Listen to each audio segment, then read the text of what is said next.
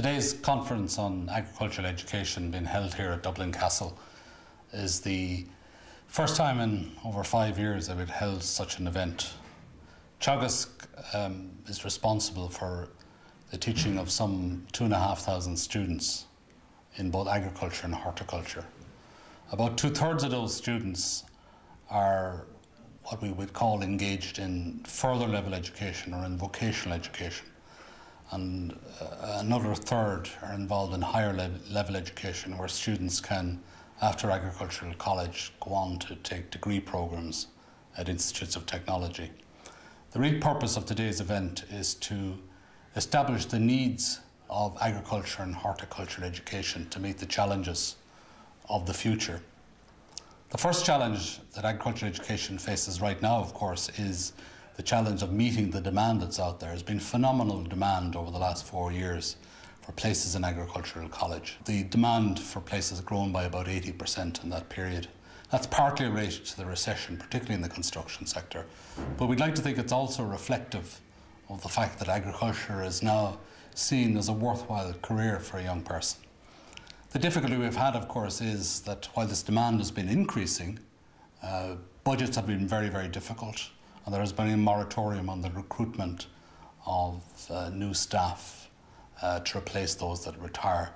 So unfortunately, in recent years, we haven't been able to take on board all of the students that have applied for our courses because of the impact of that moratorium.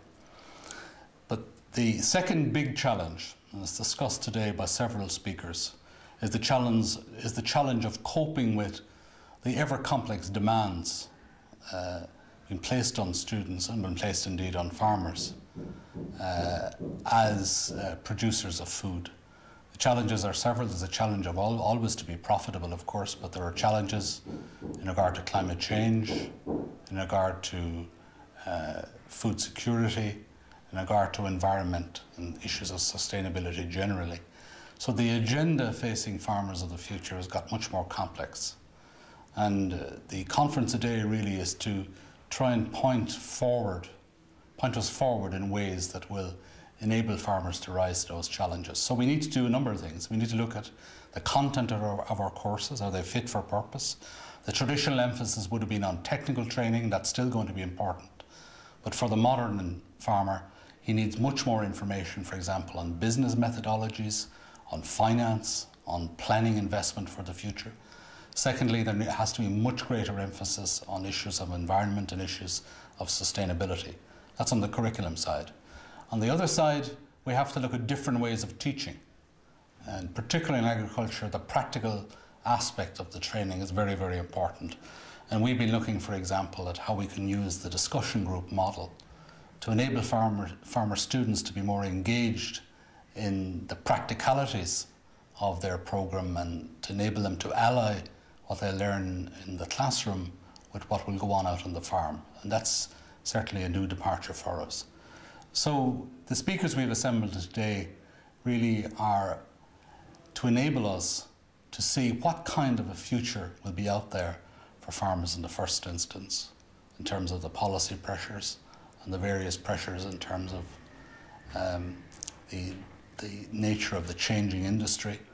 And secondly, arising from that, to see how we need to devise and design our programs in education to match that future.